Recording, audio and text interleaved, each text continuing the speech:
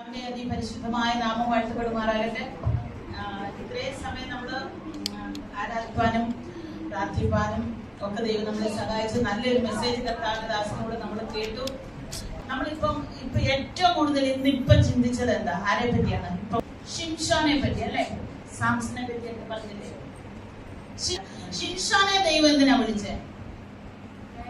കുഞ്ഞുങ്ങളോട് ചോദിക്കും. ആരുടെ കയ്യിൽ നിന്നാ? ഫെലിസ്ത്യരുടെ കയ്യിൽ നിന്ന് ഇസ്രായേലിനെ രക്ഷിക്കാൻ വേണ്ടിയാണ് ദൈവം ഷിംഷോനെ തിരഞ്ഞെടുത്തത് ആണല്ലോ. അപ്പൊ ഷിംഷോനെ ദൈവം ഫെലിസ്ത്യരുടെ കയ്യിൽ നിന്ന് ഇസ്രായേലിനെ രക്ഷിപ്പാൻ തിരഞ്ഞെടുത്തതുപോലെ ഈ കാലഘട്ടത്തിൽ ഈ തലമുറയിൽ നിങ്ങളെ ഓരോരുത്തരെ ഉപയോഗിക്കുവാൻ ദൈവം ആഗ്രഹിക്കുന്നുണ്ട്. എത്ര പേർ വിശ്വസിക്കുന്നു? അത് പ്രായവ്യത്യാസമില്ല. നമ്മൾ തിരുവചനത്തിൽ നോക്കുമ്പോൾ പ്രായവ്യത്യാസമില്ലാതെ ദൈവം പലരെയും തിരഞ്ഞെടുത്തിട്ടുണ്ട്. ഹല്ലേലൂയ. നമ്മൾ ഈ ജീവിക്കുന്ന ഈ കാലഘട്ടം എന്ന് പറയുന്നത് വളരെ അധാർമികതയുള്ള ഒരു കാലഘട്ടമാണ്. ദൈവവചനത്തിൽ നിന്നും പാസ്റ്റർ രാവിലെ ഓർപ്പിച്ചതുപോലെ പുതിയ മനുഷ്യരായി തീർന്നവരൊക്കെ പഴയ അവസ്ഥയിലോട്ടൊക്കെ പോകുന്ന കാര്യങ്ങളാണ്. കാലവും ലോകവും മനുഷ്യനും എല്ലാം മാറിക്കൊണ്ടിരിക്കുന്ന ഒരു കാലമാണ്. കുഞ്ഞുങ്ങളൊക്കെ എല്ലാവരും പറയുന്നത് പോലെ, ഓർപ്പിക്കുന്നത് പോലെ മൊബൈല്, മീഡിയകള് ഇങ്ങനെയുള്ള കാരണമൊക്കെ വരുമ്പോൾ നമുക്ക് റോങ് ആയിട്ടുള്ള ഫ്രണ്ട്ഷിപ്പ്, ആത്മീക ജീവിതത്തിന്റെ മുന്നേറ്റമില്ലായ്മ, വിശുദ്ധ ഹോളി ലൈഫ് ഇല്ലാത്തത് ഒക്കെ നമ്മുടെ ആത്മീയത്തിൽ നിന്ന് പുറകോട്ട് വലിക്കുന്ന ഒരു കാലമാണ്. എന്നാൽ സ്തോത്രം, ദൈവമക്കളെ, നിങ്ങളെ ഒക്കെ കർത്താവ് ഈ തലമുറയിൽ, നിങ്ങളുടെ തലമുറയിൽ ദൈവം നമ്മളോട് കണക്ക് ചോദിക്കുമ്പോൾ എന്നോടും നിങ്ങളോടും കഴിഞ്ഞ തലമുറയെ പറ്റി ചോദിക്കത്തില്ല, അടുത്ത തലമുറയെ പറ്റി ചോദിക്കത്തില്ല. നിങ്ങളുടെ കാലഘട്ടത്തിൽ, മനസ്സിലാവുന്ന നിങ്ങൾക്ക് മലയാളം? നിങ്ങളുടെ കാലഘട്ടത്തിൽ, നിങ്ങൾ ഇപ്പൊ 80-ലെ ജനിച്ചല്ല 90-ലെ ജനിച്ചു, നമ്മൾ എത്ര വർഷം വരെ ജീവിക്കുന്നു അത്രയും നാൾ വരെയുള്ള ഒരു കാലഘട്ടത്തില് ആ ഒരു കണക്ക് മാത്രമേ ദൈവം ചോദിക്കത്തുള്ളൂ. അപ്പോൾ ഷിംഷോനെ വിളിച്ച്, ഷിംഷോൻ ഇപ്പൊ മുമ്പിൽ വന്നതുകൊണ്ട് ഞാൻ പറയാം, അവൻ പരാജയപ്പെട്ടു പോയി. അതുപോലെ നാം പരാജയപ്പെടുവാനല്ല ദൈവം നമ്മെ വിളിച്ചിരിക്കുന്നത്. ദൈവത്തിന്റെ വിളി എന്ന് പറയുന്നത് വിവിധ രീതികളിലാണ്. അമ്മയുടെ ഗർഭത്തിൽ വെച്ച് തന്നെ ദൈവം ചിലരെ വിളിച്ചു വേർതിരിച്ച്. ആരെയായിരുന്നു? ഒരാളെ പറ. കുഞ്ഞുങ്ങളോട് ചോദിക്കട്ടെ. ആരെയാ ദൈവം അമ്മയുടെ ഗർഭത്തിൽ വെച്ച് തന്നെ വിളിച്ചു വേർതിരിച്ചവരുണ്ട്. ഇരമ്യാവിനെ വിളിച്ചു. പിന്നെ പ്രവചിച്ചുകൊണ്ട് നടന്ന ഒരാളെ ദൈവം വിളിച്ചത് ആരാ? പ്രവചിച്ചുകൊണ്ട് നടന്ന, യഥാർത്ഥത്തിൽ പേര് ചൊല്ലി വിളിച്ചില്ല. ആര് പോകാം എന്ന് ചോദിച്ചപ്പോ പറഞ്ഞു ഞാൻ വരാം. ആരാ? യെശയ്യാ. അതുവരെ പ്രവചിച്ചത് എന്താ? നിനക്ക് കഷ്ടം, അവർക്ക് കഷ്ടം, ഇവർക്ക് കഷ്ടം, എല്ലാവർക്കും കഷ്ടമെന്ന് പറഞ്ഞു. പക്ഷേ ദൈവസിംഹാസനത്തിന് ആ ദൈവത്തെ കണ്ടപ്പം അവൻ പറയാണ്, അയ്യോ എനിക്ക് കഷ്ടം. അപ്പൊ നാം എന്ത് ചെയ്യണം? ദൈവവുമായിട്ടൊരു എൻകൗണ്ടർ ഉണ്ടാകണം. ദൈവവുമായിട്ടൊരു അഭേദ്യമായ ബന്ധം. അങ്ങനെ ഒരു എൻകൗണ്ടർ ഉണ്ടായ ഒരാള് പുതിയ നിയമത്തിലുണ്ട്. ആരാ? ശൗല് പൗലോസ്. ഓക്കെ, എവിടെ വെച്ചാ ദൈവം വിളിച്ചേ? ക്രിസ്ത്യാനികളെ, ദൈവമക്കളെ ഉപദ്രവിച്ച് കൊന്ന് അല്ലെ അവരെ പിടിച്ചു കെട്ടിക്കൊണ്ടുപോകാനൊക്കെ ആയിട്ടുള്ള വഴിയിൽ വന്നപ്പോഴാണ് ദൈവം അവനെ വിളിച്ചത്. എന്താ വിളിച്ചേ? വിളിച്ചതെന്താ? ശൗലേ, ശൗലേ, നീ എന്നെ ഉപദ്രവിക്കുന്നതെന്ത്? ശൗല് കർത്താവിനെ ഉപദ്രവിച്ചായിരുന്നോ? കർത്താവിനെ ഉപദ്രവിച്ചോ ശൗല്? ഇല്ല, ദൈവമക്കളെ ഉപദ്രവിച്ചു. അപ്പം ദൈവമക്കളെ ഉപദ്രവിക്കുമ്പോൾ ദൈവം കണക്കിടുന്നത് ദൈവത്തെ ഉപദ്രവിക്കുന്നുള്ള രീതിയിലാണ്. അപ്പൊ എന്നെ ഉപദ്രവിച്ചത്, അങ്ങനെ ദൈവം ഓരോരുത്തരെ വിളിച്ചു. ശമൂവേലിനെ വിളിച്ചത് എങ്ങനെയാ?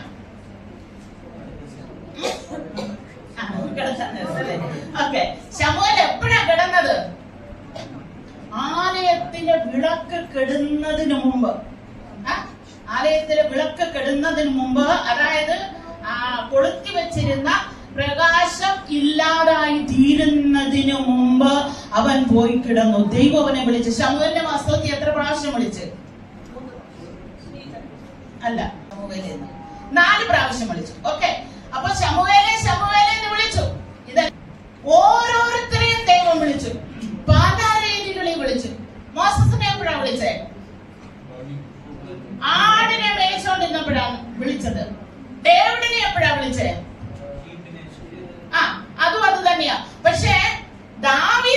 ചെയ്തത്? ഡേവിഡ് എന്താ ചെയ്തു? ഡേവിഡ് യഹോവയിൽ ധൈര്യപ്പെട്ടു. ഒരു ശത്രു മുമ്പിൽ വന്നപ്പോൾ ആ ശത്രുവിനെ കണ്ട് ഭയപ്പെടാതെ യഹോവയിൽ ധൈര്യപ്പെട്ടു. ദാനിയേൽ എന്താ പറഞ്ഞത്? ദാനിയേൽ അല്ലെങ്കിൽ ജോസഫ് എന്താ ചെയ്തത്? നമുക്ക് ആ വിഷയങ്ങളെല്ലാം അറിയാം. ദാനിയേല് പ്രതികൂലത്തിന്റെ രേഖ വന്നപ്പോഴും നിത്യം ചെയ്തു വന്നതുപോലെ പ്രാർത്ഥിച്ചു, അല്ലെ? പിന്നെ നമ്മൾ പറഞ്ഞതാരാ? ജോസഫ് എന്താ ചെയ്തത്? ഒരു പ്രശ്നം വന്നപ്പോൾ അവൻ അവിടുന്ന് ഓടിപ്പോകാനിടയായി. ഞാൻ ഇതെല്ലാം പറഞ്ഞു വന്നതെന്ന് പറഞ്ഞാൽ ഓരോരുത്തരുടെയും വിളി ഓരോ രീതിയിലാണ്. ഈ പകലില ഹല്ലേലൂയ, ദൈവം എന്നെയും നിങ്ങളെ വിളിക്കുന്നുണ്ട് കർത്താവിന്റെ വേലയ്ക്ക് വേണ്ടി. ദൈവത്തിന്റെ വഴിയിൽ നടക്കുവാനായിട്ട് ദൈവം വിളിക്കുന്നുണ്ട്. നോഹയെ ദൈവം വിളിച്ചു. നോഹയെ വിളിച്ചത് എന്തിനു വേണ്ടിയാ? അധർമ്മം നിറഞ്ഞ ഒരു കാലഘട്ടത്തിലാണ് വിളിച്ചത്. നോഹയോട് പറഞ്ഞു, നീ ഒരു പെട്ടകം ഉണ്ടാക്കണം. അവസാനം വന്നപ്പോ ആ പെട്ടകം ആരുടെ രക്ഷയ്ക്ക് കാരണമായി? നോഹയുടെയും കുടുംബത്തിന്റെയും.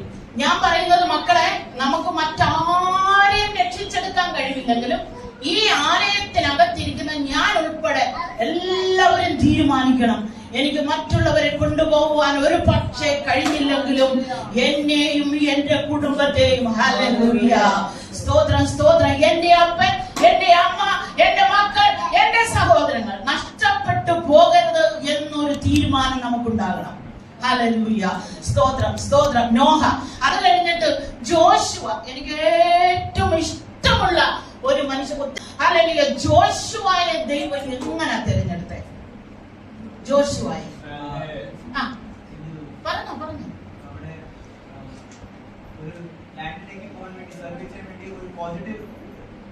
ഞാൻ പറയാം. മോശ മരിക്കുമെന്ന് ദൈവം പറഞ്ഞു.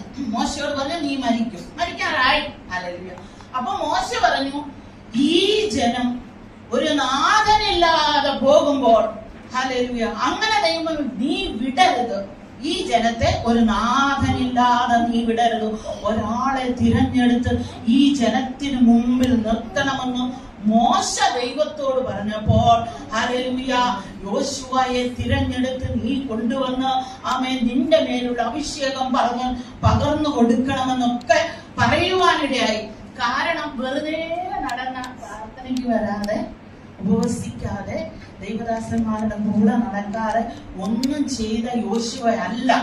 യോശുവ എന്ന് പറയുമ്പോൾ മോശ പർവ്വതത്തിൽ പോയപ്പോഴും മോശയുടെ കൂടെ ഉണ്ടായിരുന്നു. അല്ലെങ്കിൽ ഇറങ്ങി വരുമ്പോൾ യോശുവയും കൂടെയാ വരുന്നത്. മോശ യുദ്ധത്തിന്റെ മുകളിൽ പർവ്വതത്തിൽ പ്രാർത്ഥിക്കുമ്പോൾ യോശുവ താഴ്വരെ യുദ്ധം ചെയ്യുക. അപ്പൊ പബ്ലിക്കായിട്ട് ആരും അറിയാതെ ദൈവദാസനോട് കൂടെ നടന്ന് യുദ്ധത്തിൽ പങ്കെടുത്ത് ദൈവശബ്ദം കേൾക്കുവാൻ പോയ മോശയുടെ കൂടെ ഇപ്പുറത്ത് മാറിയിരുന്ന് ഒരുമിച്ചിറങ്ങി വന്ന ആ അനുഭവങ്ങളിലൂടെ എല്ലാം പോയപ്പോൾ ഒരു തിരഞ്ഞെടുപ്പ് വന്നപ്പോൾ ദൈവം നോക്കി, ഹല്ലേലൂയ, ഈ സമൂഹത്തിന്റെ മധ്യത്തിലാ എനിക്കാരെ തിരഞ്ഞെടുക്കാൻ പറ്റും. ഹല്ലേലൂയ. ഈ കാലഘട്ട കുഞ്ഞുങ്ങളെ, നിങ്ങളെ എല്ലാം ദൈവം നോക്കിക്കൊണ്ടിരിക്കുക. ഹല്ലേലൂയ, എനിക്കൊരു ലീഡറെ വേണം. അല്ലെങ്കിൽ എങ്കിലും ഞാൻ പറയാം, വരുന്ന തലമുറയില്ല ഈ സഭയിൽ നിന്ന് ഒരാളെ എഴുന്നേൽപ്പിക്കണം. അത് സ്ത്രീയാകട്ടെ പുരുഷനാകട്ടെ, ദൈവം നിങ്ങളെ നോക്കിക്കൊണ്ടിരിക്കുക. ആമേൻ. ദൈവം നോക്കുമ്പോൾ ഹല്ലേലൂയ, ദൈവം പറയണം, ഹല്ലേലൂയ, സ്തോത്രം, നിങ്ങളില്ല, ഞാൻ ആരുടെ പേര് പറയുന്നില്ല, നിന്നെ കൊള്ളാം, ഇവനെ കൊള്ളാം, ഇവനെ വിളിച്ചുകൊണ്ടുവാ, ഇവളെ വിളിച്ചുകൊണ്ടുവാ എന്ന് പറയണം. ഹല്ലേലൂയ, സ്തോത്രം. അനേകര് കടന്നുപോയ സ്ഥാനം ആമേൻ വെറുതെ കിടപ്പുണ്ട് മക്കളെ. ഹല്ലേലൂയ. അനേകര് ഭക്തന്മാർ ഓടിയ സ്ഥാനം വെറുതെ കിടപ്പുണ്ട്. അനേകര് തിരശ്ശീലയ്ക്ക് അപ്പുറത്ത് പോയി സഹോദരന്മാരെ ആമേൻ പ്രഗത്ഭരായി നിന്ന, കർത്താവിന് വേണ്ടി നിന്ന അനേക അമ്മച്ചിമാർ ഓടി തിരശ്ശീലയ്ക്ക് അപ്പുറം കിടന്നപ്പോൾ ആ സ്ഥാനം വെറുതെ കിടക്കുകയാണ്. അനേക ഭക്തന്മാര് യൗവനക്കാർ ഓടി അവരുടെ ഓട്ടം തികച്ചു പോയപ്പോൾ മോശയെ പോലെ നിന്റെ സമയം കഴിഞ്ഞു എന്ന് പറയുമ്പോൾ, കർത്താവേ അവിടേക്ക് എന്നെ ഒന്ന് കേൾക്കണമേ. കർത്താവേ ആ സ്ഥാനം വിരിയുവാൻ ഗമനം, ഹല്ലേലൂയ, എന്നെ ഒന്ന് ഉപയോഗിക്കണമെന്ന് പറയുക. നിങ്ങളുടെ അധരം പകൽ തുറക്കട്ടെ, നിങ്ങളുടെ അധരം തുറക്കട്ടെ. കർത്താവിനോട് പറ. ഹല്ലേലൂയ. കർത്താവ്, ഞാൻ വരുന്നു.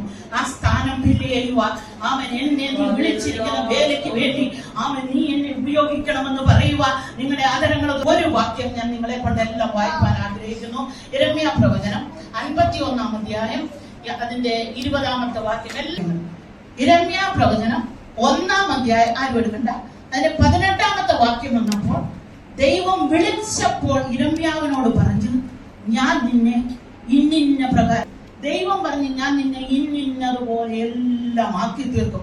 നിന്നെ കൊണ്ട് ഞാൻ ഇടിപ്പിക്കും, ഒളിപ്പിക്കും, പണിയും, നടും. ഹല്ലേലൂയ. ഒത്തിരി കാര്യങ്ങൾ ദൈവം പറഞ്ഞു. എന്നാൽ ആമേൻ, യിരെമ്യാവിന് ഒത്തിരി അചഞ്ചലങ്ങൾ ഉണ്ടായി. ആമേൻ, ഒത്തിരി പ്രതികൂലം വന്ന് കുഴിക്കകത്ത് പോയി. സ്തോത്രം. ഒത്തിരി ഒത്തിരി ഒത്തിരി ഒത്തിരി പീഡകൾ അനുഭവിച്ചു. അവസാനം വന്നപ്പോൾ ദൈവം പിന്നെയും പറയുകയാണ്, നിങ്ങൾ ആ വാക്യം ഒന്ന് വായിച്ചേ, നീ എന്റെ വെൺമഴവും യുദ്ധത്തിനുള്ള ആയുധങ്ങളുമാകുന്നു. നിന്നെ 1:18 ഈ ജനത്തിന്റെ നടുവില ഒരു താമ്ര മതിലാക്കി വെച്ചിരിക്കുകയാണ്. താമ്ര മതിൽ എന്ന് പറഞ്ഞാൽ ഇസ്രായേലിലെ മതിലുകളെ പറ്റി ഞാൻ ഇപ്പോൾ വിവരിക്കുന്നില്ല. അപ്പോൾ അത്ര ശക്തമായ ഒരു മതില്, ആമേൻ, ആർക്കും കടന്നു വരുവാൻ കഴിയാതെ, ഒരു പിശാചിനും കടന്നു വരുവാൻ കഴിയാതെ ഈ കാദേശ് ഭവന്റെ മതിലുകളാക്കി ദൈവം നിങ്ങളെ വെച്ചിരിക്കുമ്പോൾ ഒരു വെൺമഴുകാക്കി, ആമേൻ, എല്ലാത്തിനെയും തകർക്കുവാൻ, ഇടിക്കുവാൻ, പണിയുവാൻ, ആമേൻ, ആമേൻ, ഒരു ആയുധം കൊടുത്തിട്ടാണ് ദൈവം യിരെമ്യാവിനെ വിളിച്ചത്. അവസാനം പറയുകയാണ്, ആമേൻ, ആമേൻ, ഞാൻ നിന്നെ കൊണ്ട്, ഓരോരുത്തരും അത് കൈവച്ച് പറഞ്ഞേ, ദൈവം എന്നെ കൊണ്ട് കർത്താവിന്റെ വേല ചെയ്യണമെന്ന്, കർത്താവിന് വേണ്ടി നിൽക്കണമെന്ന് പ്രാഗൽഭ്യമുള്ളവരും ഇഷ്ടമുള്ളവരും നിങ്ങളുടെ ചെസ്റ്റിൽ കൈവച്ചിട്ടൊന്ന് പറ, എന്നെ കൊണ്ട്. ഹല്ലേലൂയ. എന്നെ കൊണ്ട്. ആമേൻ. ഹല്ലേലൂയ. സ്തോത്രം പറയുന്നു. ആമേൻ. നിന്നെ കൊണ്ട് ഞാൻ കുതിരയെയും, അതിന്റെ താഴെ എഴുതിയിരിക്കുന്നു, നിന്നെ കൊണ്ട്. വായിക്കുക, എന്നെ കൊണ്ട്. നിങ്ങൾ ശ്രദ്ധയോടെ ഭാഗം വായിക്കുക. 10 പ്രാവശ്യം യിരെമ്യാവിനോട് ദൈവം പറഞ്ഞു, നിന്നെ കൊണ്ട്. പറയാമോ?